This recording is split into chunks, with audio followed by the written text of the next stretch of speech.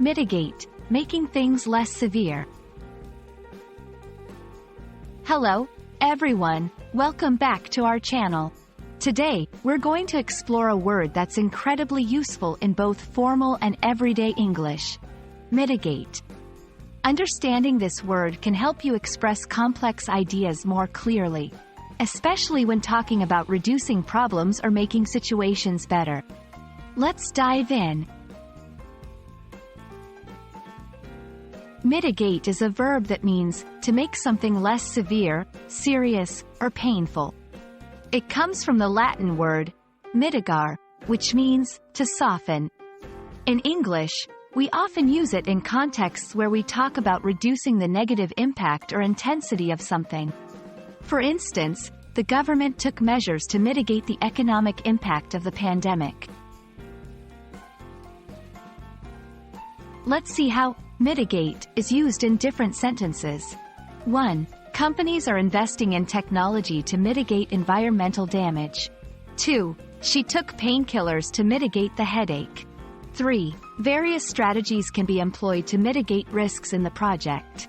These examples show that mitigate can be used in diverse contexts, from environmental issues to personal discomfort.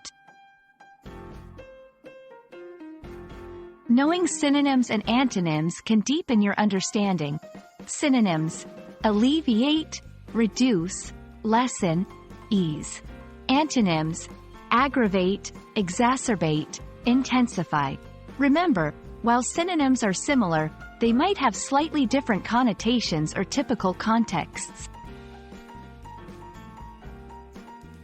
Mitigate is often found in certain phrases.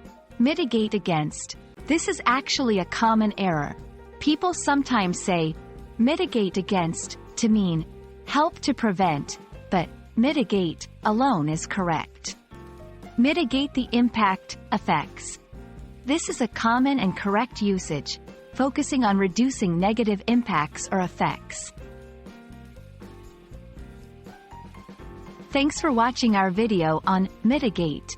We hope this helps you understand and use this word more confidently in your conversations and writing.